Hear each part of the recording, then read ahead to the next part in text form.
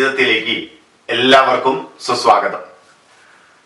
നമുക്ക് വാൽമീകി മാമുനിയെ കുറച്ചുകൂടി അടുത്ത് ഒന്നുകൂടി പരിചയപ്പെടണം. വാൽമീകിയുടെ ചിന്തകൾ എന്തൊക്കെയായിരിക്കാം? നമ്മൾ വെറുതെ ഇതിനെക്കുറിച്ചൊരു ചിന്ത നടത്തണം. വാൽമീകി ധാരാളം ശിഷ്യസമ്പത്തുള്ള ഒരു ഗുരുനാഥൻ കൂടിയാണ്. നാരദന്റെ മുന്നിൽ ശിഷ്യനാണെങ്കിൽ നിരവധി ശിഷ്യന്മാർക്ക് ഗുരുനാഥൻ കൂടിയിട്ടാണ്. അങ്ങനെയുള്ള അദ്ദേഹം ഒരു വലിയ ഋഷിമണ്ഡലത്തിന്റെ അധിപതിയാണ്. ഒരു ഋഷിമണ്ഡലത്തിൽ ധാരാളം ഋഷിവാടങ്ങളുണ്ട്. അവിടെ ഋഷിമാർ മാത്രമല്ല, ഋഷികകളുണ്ട്. അക്കാലത്ത് സ്ത്രീയും പുരുഷനും എന്ന വേർതിരിവില്ല. എല്ലാവരും തപസ്സും സ്വാധ്യായവും കൈമുതലാക്കി സർവരും ഇന്ദ്രിയ നിഗ്രഹം ചെയ്ത് സ്ത്രീ പുരുഷന്മാർ ഒരുമിച്ച് തന്നെ ആശ്രമ മണ്ഡലങ്ങളിൽ ജീവിച്ചിരുന്ന കാലം. ഗംഗാനദിയുടെ സമീപത്തുള്ള തമസാ നദീ തീരത്ത് ആശ്രമമൊക്കെ പണിത് അവിടെ തപസ്സും സ്വാധ്യായവും ചെയ്ത് പോകുന്ന മഹത്തുക്കൾ.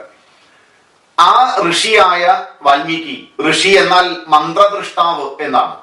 മന്ത്രത്തെ ദർശിച്ചവനാണ് ഋഷി. ഉള്ളതിനെ കണ്ടെത്തുകയാണ് ഋഷി ചെയ്യുന്നത്. അങ്ങനെയുള്ള മന്ത്രദൃഷ്ടാവായ ഋഷി കവിത്വം ജന്മസിദ്ധമായും വാൽമീകിക്ക് സ്വന്തമായി ഉണ്ട്. അതൊരു വലിയ ഭാഗ്യം കൂടിയിട്ടാണ്. അതുകൊണ്ടാണ് കവി ഋഷിയായിരിക്കണം എന്ന് പറയുന്നത്. കാരണം ഋഷി ക്രാന്തദർശിയാണ്. വരാൻ പോകുന്ന കാലത്തെ തന്റെ തപസ്സിലൂടെ കണ്ടെത്തുന്ന വ്യക്തിത്വമാണ് ക്രാന്തദർശി. ആ ക്രാന്തദർശിത്വവും ഉണ്ട് ഇവിടെ വാൽമീകിക്ക്. എല്ലാ കവികളും ക്രാന്തദർശികളാണ്. കാരണം കവികൾ ഋഷിമാരാണ്.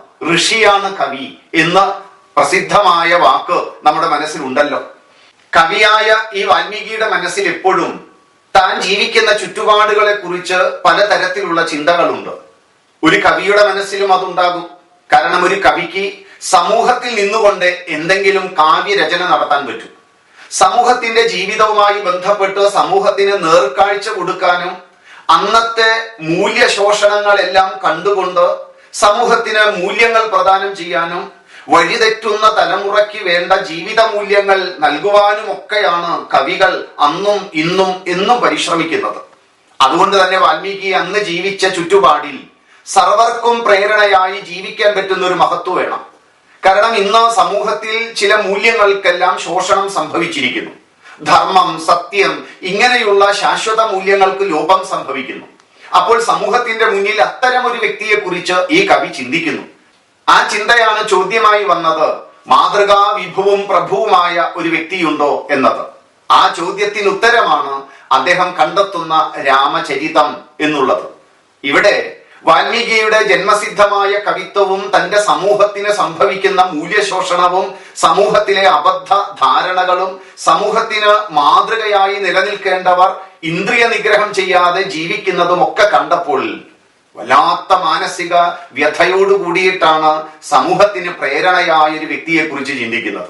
അപ്പോൾ വാൽമീകി എന്ന ഈ മഹത്വ ഇന്നും നമ്മുടെ സമൂഹത്തിൽ ഉണ്ട്. വാൽമീകിമാർ ധാരാളമുണ്ട്. സമൂഹത്തിൽ അപജയങ്ങൾ സംഭവിക്കുമ്പോൾ, തലമുറകളുടെ വഴിതെറ്റൽ കാണുമ്പോൾ, ജീവിത മൂല്യങ്ങൾ നഷ്ടപ്പെടുന്നത് കാണുമ്പോൾ ഒക്കെ മനസ്സ് വേദനിക്കുന്ന കവികൾ നമ്മുടെ മനസ്സിലുമുണ്ട്. നമ്മളിൽ ഓരോരുത്തരുടെ ഉള്ളിലും ഒരു വാൽമീകി ഉണ്ട് എന്നുകൂടി മനസ്സിലാക്കി വാൽമീകിയെ കുറിച്ച് കൂടുതൽ നമുക്ക് മനസ്സിലാക്കാൻ ഇന്നത്തെ ഈ ഒരു ചിന്ത മാത്രം മനസ്സിൽ വെക്കണം. വാക്കുകൾ ഉപസംഹരിക്കുന്നു. നന്ദി, നമസ്കാരം.